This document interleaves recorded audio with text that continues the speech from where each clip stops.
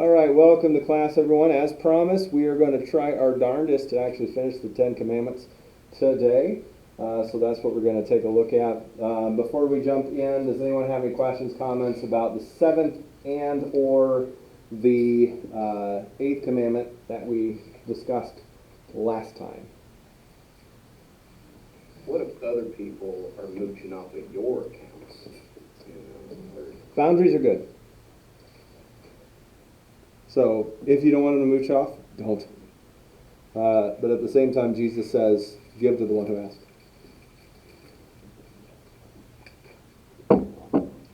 So kind of need a case-by-case basis in that kind of discussion. It's very helpful to Jesus. The obvious truth of it is Jesus wants us to be people overflowing with generosity. That needs to be our default, is giving. Now we can give intelligently, that kind of thing. But as soon as that wisdom in giving becomes an excuse, a justification for not being generous, then we're run afoul. Where I've noticed that's where a lot of us are, where I often am, is it just becomes a self-justification for not being generous to those in need. But I have boundaries, like I don't give to people over the phone. I just don't do that. I already have a certain percentage of my income that is going to be charitable giving, right? And I do that. So, and that's above and beyond church. That's my wife and I, we give to Food for the Poor, which helps people in the Caribbean, and Christian Friends of New Americans, which is an organization in St. Louis that helps refugees, especially a lot of Muslims, and just figure out how to navigate the world. And then we also give to Lutheran Family and Children's Services in St. Louis. We give to them too. So just kind of pick what you're passionate about and give towards it. And turns out I'm passionate about children and aliens. Okay. That probably didn't answer your question. I was more just being funny because you mentioned that stealing if something you're supposed to pay for and you're not. I was saying, well, my brother is actually the one stealing from me then, if that's the case. Well, you in that kind of situation, you have a duty to not help him sin. You're putting a stumbling block before him by allowing that to happen. Just change the password. Solved. So you're saying Netflix was right to stop everybody from sharing passwords? Yeah, absolutely. It's stealing. Absolutely. Mm-hmm. Yeah, I think that should be a no-brainer. The only reason it's not a no-brainer is because Americans are cheap. So Robin Hood, bad guy. Yes! Yes! Man, Absolutely. You and I watch very different movies. Yeah. To this day, Prince of Thieves, one of the great, Kevin Costner is Robin Hood, okay, forever and ever. I love that movie to death, but still I recognize that it's not like a godly thing, right, what he's doing. So, yeah. Nowhere ever will you see that in rob from the rich is, give to the poor and promoted in Scripture. Okay, so let's talk about then the ninth commandment, okay, which is, you shall not covet. What does this mean? Or covet your neighbor's house, sorry, didn't even finish it. What does this mean? We should fear and love God so that we do not scheme to get our neighbor's inheritance or house, or get it in a way which only appears right, but help and be of service to him in keeping it. Okay, so we have to understand that when we read both this commandment and the explanation of it, they were in a very different world than we were. Okay? They lived like we live in a very materialistic cultures. But what's different is that we live in a consumeristic culture. So what Luther is talking about here is when you want somebody's thing, you didn't have the like everything was a unique article. There was no mass-produced anything. So if you wanted what your neighbor had, you couldn't go out and buy it. you had, if you wanted what they had, you literally had to take it in some way, shape, or form, or buy it from them or whatever. So how do we actually apply this commandment to ourselves? I think this really is all about figuring out how to live in contentment. What are some things that get in the way? So let's, first of all, let's define contentment. Anybody have a, want to take a stab at that? Happy? Peace with what you have. And Peace with what you have. Okay, I like that. I would say state of satisfaction. Kind of like I can be content and not be happy, right? And the reason why I bring this up is I think I mentioned this with air conditioning, that before there was air conditioning, people were content but very uncomfortable. They weren't happy because they didn't know there was any different. As soon as there were air conditioners, they could be both very discontent and uncomfortable. Right? So people just kind of put up with being hot back in the day. Now, I don't know how we survive it. Like, I hate the weather here. Like, I abhor it. It's my least favorite weather on the planet. The only thing that would be worse would be like living in Indonesia or something like that, where it is like this year-round. One of my friends tried to get me to go be a missionary with him down in Belize, and I said, "What's the weather like?" And he told me, I was like, no way am I going down there. I am too fat for that. So, regardless, it's with this, we're talking about contentment, a state of satisfaction, with specifically our possessions. Okay, what are some things that get in the way of possession, or get in the way of that contentment? FOMO. Okay, fear of missing out, for sure. Why do you think people have FOMO? Comparisons. Okay, so what other people have? keeping up with the Joneses. Keeping up with the Joneses is huge. Yeah. So a lot of it is this idea of standard of living, that we need to have the same kind of stuff that everyone else does. And this gets to a deeper, kind of more philosophical question, is what is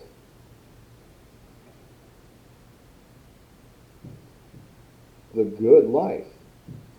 Now, as a Nebraskan, that's super easy, because the good life is Nebraska. That's the motto for our state. Gotta love, Nebraska has a beautiful sense of self-awareness, where our motto is the good life, but our tourist board says Nebraska, it's not for everyone. It's like, that's true. It's really boring. It's always been a joke because my grandma is a Jones. Mm-hmm. So you got to keep up with the Jones, keep up with her. So what is the good life? Is it getting all the stuff? Like, how do we define the good life? Is it a certain level of standard of living? Like, how do I know I've made it? This is where, like, what is often referred to now as the American dream. It wasn't the American dream back in the country's founding, but the American dream now is usually, I don't even know if this is the case of you youngins, but for my generation, it was, you know, a house, car, was it 2.5 kids, right? 2.5 kids, 2 cars, right? 2 cars and 2.5 children. I've got to cut that one in half. I don't know if they do it laterally or, right? So that was like, you know, you have made it. You've arrived when you've done that. I don't think millennials and Zoomers have the same kind of idea, but I don't know. You're a millennial, right? Barely, yeah. Barely. Technically, I think they're called Zennials. The I think that, you know, millennials, Gen Z, are a lot more caught up with this idea of success. That like personal success is what means I've made it or not, and it's less about family and home and everything. Mhm. Fulfilling your dreams. Right. Right. Yes, exactly. Like I said, it's the gospel of Disney. Right, in the sermon, right? It's following your Here dreams, we man. go As with long as Disney, I you, agree. as long as you do that, man, then you know you've made it, right? So it's not necessarily family, but it could be a sense of possessions. I've heard that among millennials and Gen Z is that the house has been replaced by the phone. Like you can tell someone has success if they have the Galaxy S 800 or whatever it is that now, or the iPhone. Like that doesn't make sense. Yeah. That doesn't make sense to you because you and me, we're Gen Xers. Yeah, I would rather get rid of my phone. Amen, Than sister. never have anybody to talk to. Yeah, wouldn't it be so nice? Yeah, I want the old landline. Her niece told us something that befalled both of us, that I couldn't date a guy with a different kind of phone. If I And I have was- an Apple, he has to have an Apple. If I have an Android, Yeah, I know. I both was of us, like, the batteries. Was she popped out. serious? Yeah, Unfortunately, she's very serious. and we were just like, That is a this mission is not critical how for we her. find. Android people? Better than those Apple people who hate money. I have an Android, but only because my husband is anti-Apple, so. Well, I'm anti-Google, and I still have an Android phone. The other thing I've seen the younger kids want is credentials. They want something that says they know how to do it, they get they actually know how to do it. Whereas Okay. my generation, I don't care, I wanna know how to do it, I don't care if you tell me a sticker that says I know how to do it. Yeah. As long as I know how to do it. I think this all changes as you age though. I remember being young and wanting the professional, and now I'm just like, I just want to be upright and breathing and be If I somewhat could not healthy. have pain today, that'd be awesome. Yeah. Right. I You couldn't know- sleep last night because I was just hurting. I'm like, oh, getting close to 40, this is awesome. Yes. And one of my So, you know. college classes, that was one of the questions was like, how do you define an American dream? Like, what Mhm. is the American dream? Life, liberty, and the pursuit of happiness. That's how I would define it, right? That I don't have some governmental overlord telling me what I can and can't do. I think if you're That's why asking I'm yourself, libertarian. have I made it? You haven't made it. In the sense of made it to the good life. Well, some of us I are think it not has to do nearly with as content with life as you are, Mr. Robinson. Some of us might struggle with this a little bit more, not to I confess. think you spend more, like, of your life at work than you do at home. Mm-hmm. And so, like, my husband and I have totally different perspectives on this. Like, I'm like, I love my job, like, it's awesome. I get to spend the majority of my life doing what I love. And to me, that makes me content because I hate the thought of me spending most of my life at a job that I just absolutely can't stand.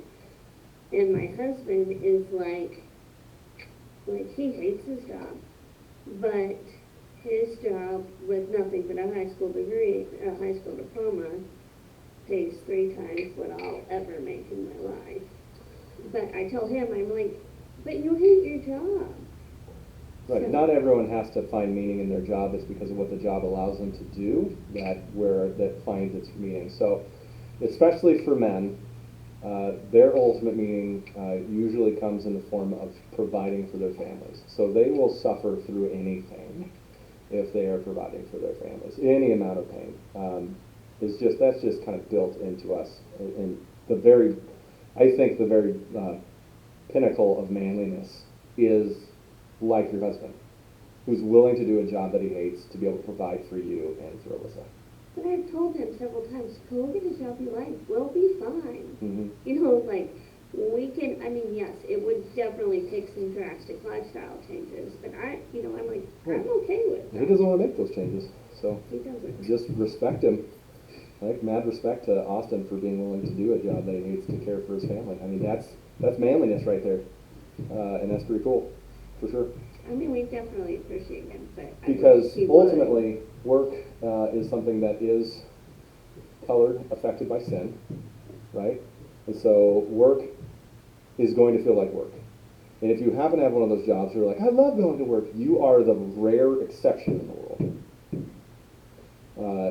And if that's you, just thank God for it and recognize that you are blessed beyond comparison, right? Because the vast majority of humanity, like, why do a lot of guys go to work is to take care of their families, and if they don't, they'll go to jail, right? That's just the name of the game. And like, this is why the movie Office Space was an instant classic the second it came out. Because it was like, oh man, it's like, it rung such a true chord in everyone's hearts about what the nature of work is, especially in a modern society where so much of our work feels so insanely meaningless, right? We should advocate for a more agrarian society. I don't think there's any going back to that, sir. We have to give up air conditioning. And I ain't willing to do that. I'm willing to work a job I don't like. I'm willing to put up with you people. So my point is, standard of living is not what we can understand as making it. If we do that, it has a way of always going higher and higher and higher. We're never able to reach it. What we should understand is, how do you know when you got the good life is, are you being faithful to your Lord? That's, I think, it needs to be a sort of a philosophical switch. And that you stop focusing on the things I have, and instead you start focusing on who am I trying to follow, namely Jesus Christ. And that can look like in lots of different ways, and sort of everything sort of shifts differently. Because this simply is the case, and I think I mentioned this last week, that when Christians, when humans get more income, their standard of living goes up, right? And that's not necessarily the faithful Christian way. Their giving should go up rather than their standard of living. So, what makes this so incredibly hard? We live in a society that is completely about coveting something else. We live with probably 6 hours a day of advertisements bombarding our heads. There it is. And what have we done? What have we put in our pockets? About another 4 hours of advertising. Advertising. And the algorithms are so insanely precise and so insanely good. And I think he was probably about your age. John Barber, was he about your age? A little older than me. A little older than you. He told me once that he doesn't even, I mean, he's very techie and very aware of it, that he's convinced that already at this point we don't actually have free will at all anymore, because the algorithms are hijacking all of our desires. And we're just like, yeah, give me more, all the time. And the thing is, how these advertisings work, just watch any advertising, once you know this and the veil goes off, you're like, ah, and I love doing this with my kids, is just watch a car commercial. They're never going to try and sell you on how good the car is, but on what kind of life the car can give you. So for a family car, you'll see them with a new car, husband and wife are smiling in the front seat. Yeah, this is so much fun in our car seat. They look in the back and the kids are getting along. Bull, right? That's just not true, right? You see the sports car and you're like going around the turns, off-road, and it's like 98% of those trucks do not go off-road. I guarantee you. So these advertisings are very pernicious because they're very good at tapping into our primal desires. That we have a good life, that our family gets along, that we're happy and peaceful. And they sell us on that instead of, and they say, if you buy this product, everything will go well. You'll be popular. You'll be well liked. Now that is true of some things, like deodorant. Right? You'll certainly be less popular if you don't wear it. But by and large, it's just lies. Just lies. It taught us that in college and sales classes, the difference between features and benefits. Mm-hmm. The product has features, but what you're selling is the benefit. Right. How is it going to improve your life? Mm-hmm. Yeah, what kind of life will you have because you have this? Right. So advertising, I think at the very least we should intentionally build into our lives, if we want to improve contentment, because we want to recognize not coveting, not constantly desiring stuff, My children are always in this. They think like money just burns a hole in their pocket. The second they get $5, they're like, can we go to the store? I want to buy Matchbox cars. But you don't even play with Matchbox cars. Like, we don't care. I have money. I want to spend it now. So to think just because you can buy a thing doesn't necessarily mean that you should just go out and immediately spend it on it, because then you're limiting your ability to actually love and serve other people. You sound like Allison. I'm not. I go home, man. Hearing nothing new this morning. Good. I think the quote, like when I worked at Chase, they said that you're not, because like you have to sell on every phone call and like try to make a sale, and so they said you're not selling something, you're providing solutions to people that they didn't know they had. So like you're providing solutions to problems that people didn't even know that they had. And that's how they worded like. Yeah, and that's insidious and it's evil. Because our companies are trying to breed discontentment in people's hearts. And, we're even told, I will always remember this, right after 9/11, President Bush said, don't let the terrorists win. Go out and buy stuff. Right? As if being a good American was spending. Good old baseball game. Right? Buy your $18 hot dog and beer. So I think part of this is the negative part of it is intentionally limiting your exposure to advertising. That usually means screen habits in some way, shape, or form, TV, or you turn the radio off, that sort of thing, for a certain period of time, just so you're not continually bombarded and your brain gets a little bit of rest. The other one I actually learned from Pope Francis, of all people. Or it might have been the last, no, it wasn't Pope Francis. I think this is the last one. Benedict, right? Was the way that you deal with discontentment is not by telling yourself, I need to be content, I need to be content, I need to be content. I need to be happy with what I have. But is actually going to God in prayer and specifically listing everything that you have. And when you do that, you find out you have a whole lot. So thankfulness is like the greatest antidote to discontentment.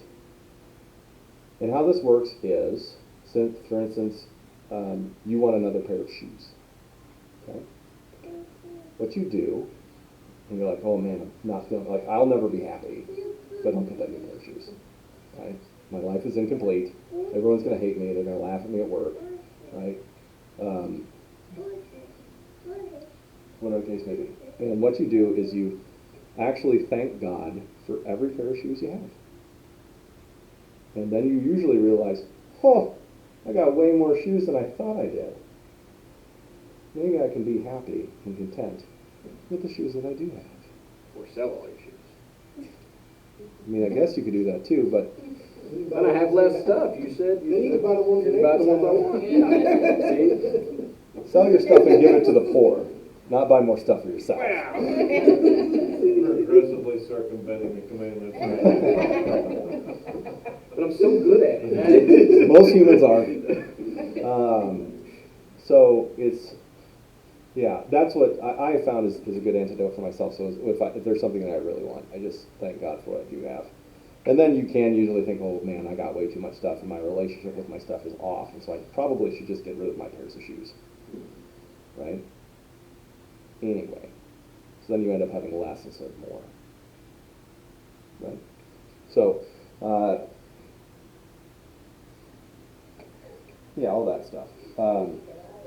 Any comments or questions about that?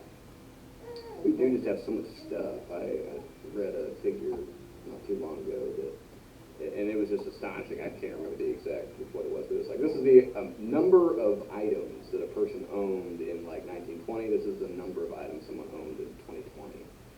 Astonishingly more stuff. Right? Are you counting like each individual paperclip? Well, yeah, I mean, just... No, I'm just like how do you factor that? Yeah, number? I'm not sure what they did, but it was just ridiculous. Yeah.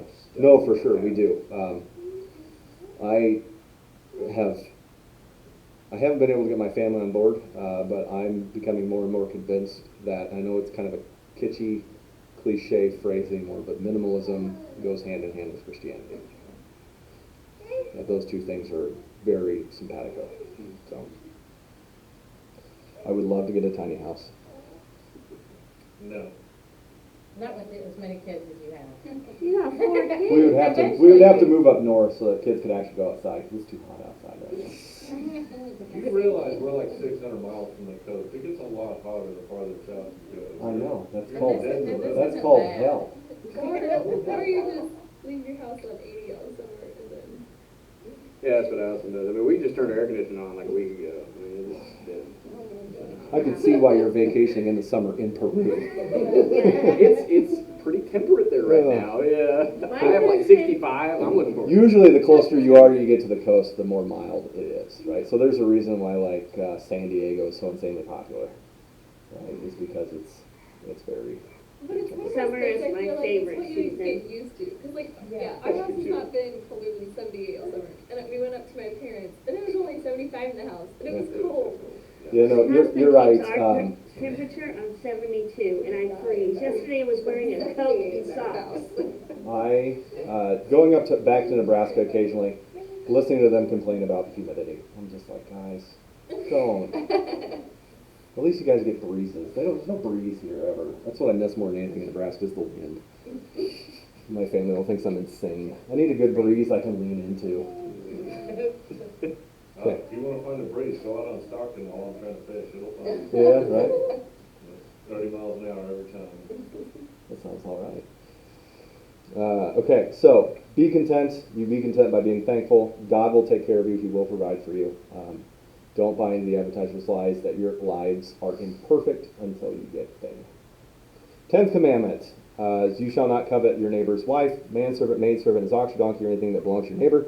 What does this mean? We should fear and love God so that we do not entice or force away our neighbor's wife, workers, or animals, or turn them against him, but urge them to stay and do their duty. So in some Christian traditions, these are combined into two. Sometimes when Lutherans approach us, they teach these both together. I think these are actually different because this one deals with stuff, this one deals with people.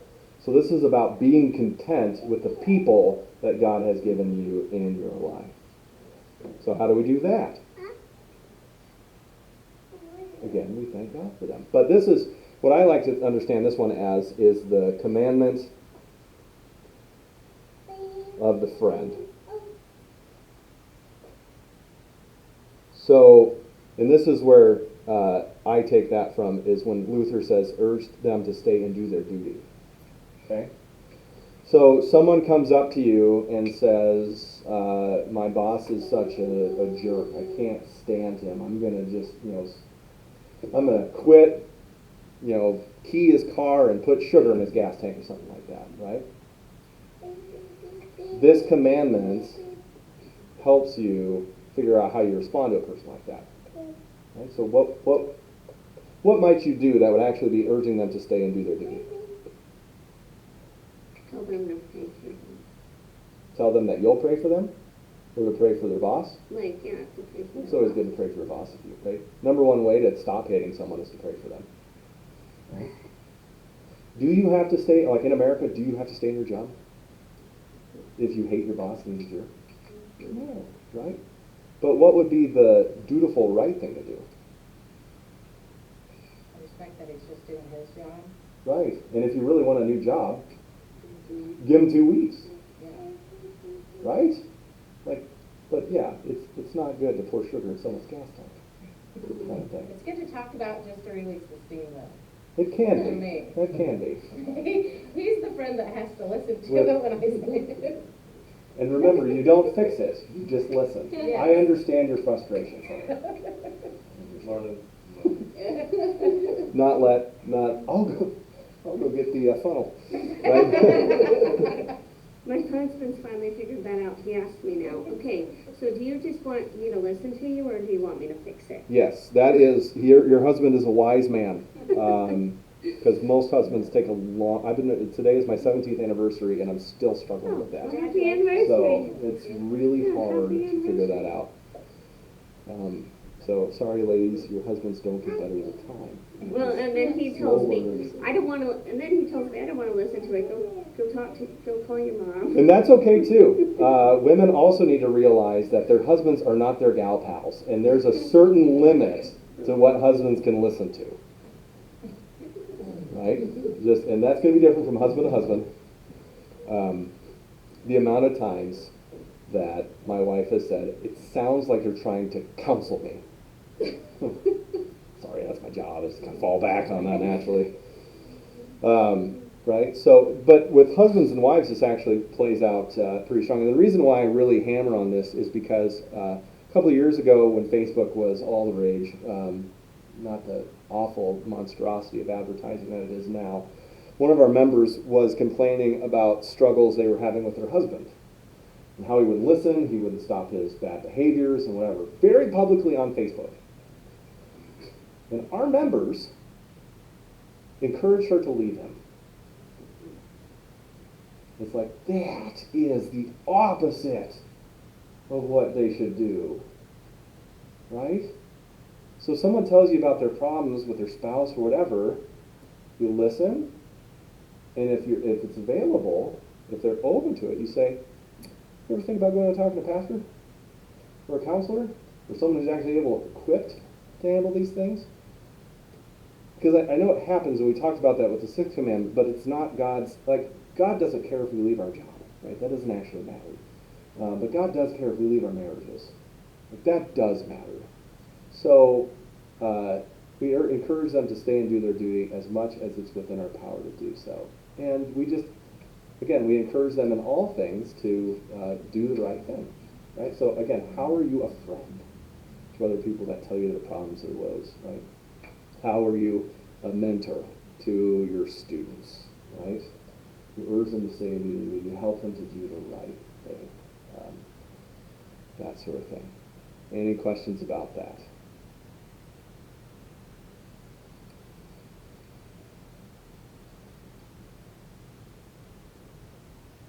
So yeah, just tell them to do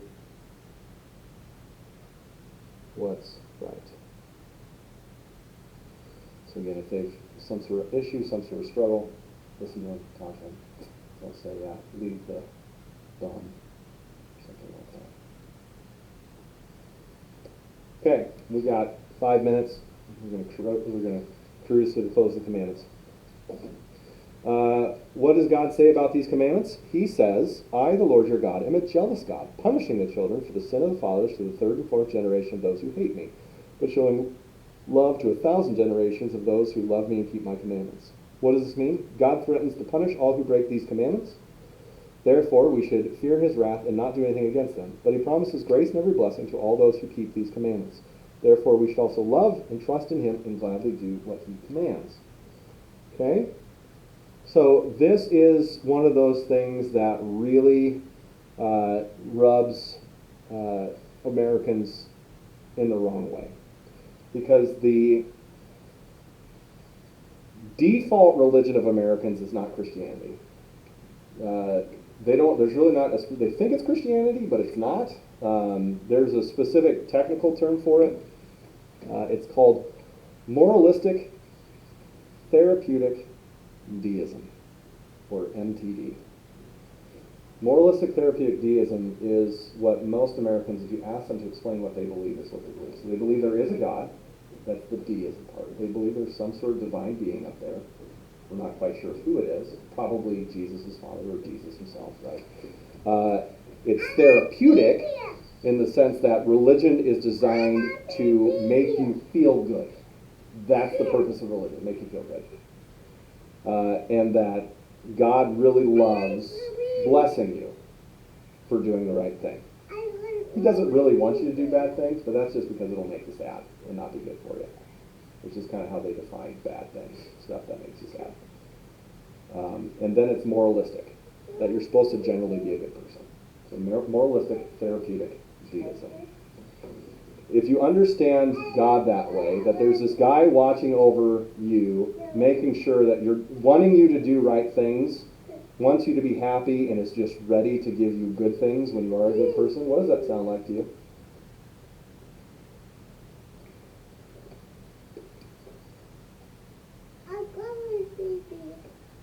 it sounds like me.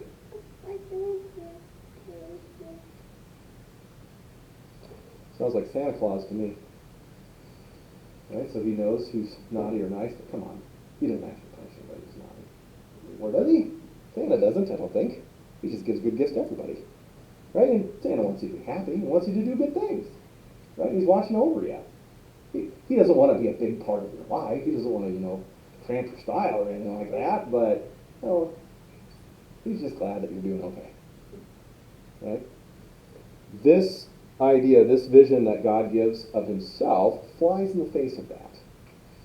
And specifically, he says that he is a jealous God.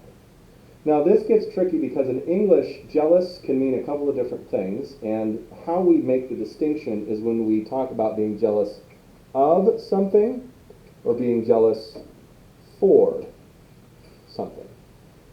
So, I'll just give you an example. I am jealous of Patrick Mahomes. What does that mean? Wish you had the success he does. I wish I had the success he does, the arm cannon that he does, the abilities. If I said then I was jealous for Patrick Mahomes, what does that convey? You want him. I want him to myself, right? Changes his personal life. I used to use J.J. Watt as the example, because it was always a lot more realistic for me to be like J.J. Watt than it was for me to be like Patrick Mahomes. I think my arms would have to be at least 5 feet longer, though, for my hands would have to be the size of dinner plates to be like J.J. Watt. And the hair that J.J. Watt has. I would be so lucky. He was a defensive end that played most of his career for the Houston Texans. And a freak of a human being. Like, just his proportions were freakish. How long his arms were. It was like literally watching an orangutan run around on the field. He was really fast and big. and could hurt people. So when God says that he's jealous, when he's a jealous God, he is not saying he's jealous of us. So he's not saying he wants to be like us. Farthest thing from it. What he is saying, though, is he wants to be with us. He is jealous for us. In the same way that a husband is jealous for his wife, he refuses to share us, his people, with other gods. And he will stop at nothing to actually keep that from happening. And as we talked about, every time we break a commandment, what we're doing is we're breaking the first commandment of you shall have no other gods. And bad things happen when we stoke up our God's jealousy for us. This is why the Israelites in the Old Testament get sent off into exile so much. Why they get punished so much is because they are, and the term is in the Bible, that they are committing adultery. They're being unfaithful to their marriage vows to God as a people. And they use a whole lot worse terms in the Bible to describe it. Usually related to women in red light districts, kind of stuff. So he refuses to share us with other gods because those gods aren't good for us. Those gods aren't going to be able to deliver on what he can give. Life, forgiveness, peace, etc. Again, we just talked about what those other gods can be. Obviously, in the Old Testament, it was like Baal, Asherah, and those. For us, it's America, money, buying stuff, right? Whatever the case may be. But for us, a lot of times, too, it's also family. Right? Our spouses, a lot of times, can become our God. Our spouses can't deliver the things that God can deliver either. Right? If you're looking for your spouse to fill you with contentment and fulfillment and to fill all your emotional needs, then I feel very sorry for your spouse. Because you're expecting them to be God, and they're human and they will fail. Because again, remember when we talk about marriage, from a Christian perspective, it's not what my spouse can do for me, but what I can do for my spouse, right? JFK style. Well, he did it eventually. He didn't really care much about his spouse, as history portrays. Well, he did care for his spouse. He just cared for other women, too. Is that too much love? Yeah, just share with everybody. Yeah, which was the teaching of, who's the crazy guy in Russia? Rasputin? Is he the crazy guy? Yeah. One of. He was part of a weird sect of Christianity that said, if I get all the sin out, I won't have it in me anymore. I'm like, where are you reading that in the Bible? Did you know JFK's son is running as the independent candidate? Yeah. Not JFK, Robert F. Kennedy. That's his nephew. His son died in a car crash, or a plane crash when I was in high school, 8th grade, I think. So, sometime in the 90s. So the thing is, though, we want to highlight what's being highlighted here: God's anger or His wrath, His anger or His grace. His grace is highlighted. So grace, right? And what is grace? It is undeserved kindness, mercy, and love. Grace is greater than anger here, because we notice He'll punish children for the sins of the fathers to the third and fourth generation of those who hate me, but showing love to 1,000 generations. And the Hebrew has a sense of, it goes on and on and on forever. It's like unending love. So 3 or 4 or 1,000. Right? So 1,000 is being emphasized here. What does it mean that He punishes the children for the sin of the fathers? Basically that when the apple doesn't fall far from the tree is kind of the idea. And that, if there is, for instance, someone in your family that abuses alcohol, the likelihood of you abusing alcohol goes up high. If you're a guy, if you're a woman whose father abused alcohol, the likelihood of you marrying an alcoholic goes up way high as well. Same thing kind of happens with abuse, right? So if you don't follow God's commandments, you are not only setting yourself up for failure, you're setting your family and your children up for failure too, is how that works. So we'll just say this is the stick and the carrot. This is kind of that curb idea of the law. If you want your life to go better in general, then obey God's commandments. If you want your children's life to go better in general, obey God's commandments. If you want your life to be bad, don't. Right? If you want to go to jail, murder someone, steal from people. Right? If you want to have no friends, gossip about them. Right? If you don't want to have the hope of everlasting life, just forget the first commandment. Right? So it's kind of, this isn't like any sort of incredible promise that if you do everything right, your whole life will be perfect and no bad thing will happen to you, because that doesn't work because of Jesus, right? He never did anything wrong and He got crucified. So, in the same way, we want to make sure that, there is a difference between inviting things to on ourselves as opposed to bad things just happening in a broken world, right? Okay. So, God says He's out for us. This is His will. This is His ideal for us. We don't live up to that ideal. When we do come under His wrath and His punishment. But God promises to show us grace and love. That's all we have time for today. I could keep going, but I think we'll stop there. I'm not going to be here next week. I'll be here in 2 weeks. Okay? And when Vicar Stockland gets ready to leave, what we'll end up doing probably is just combining the adult information class with our regular Sunday class. That's what we'll do until this session is done. Okay? Any other final questions, comments, or concerns? I think it's pretty common today, and I do the same thing. Kind of forgetting that God is reality. He is nature. And so when we think of God's punishment, you kind of picture sky parting and Him throwing lightning down. It's like, no, I mean, like you said, just alcoholism, for instance, like there will be consequences because of your decisions, and sometimes we can just say, oh, you can explain that away though. Of this was just because of this specific scientific thing. It's like, no, it's God too. Right. No, yeah, and that was like at the very beginning. Your son was hilarious, by the way. I don't know if you just heard what he said, but after the recording's done, I'll tell you.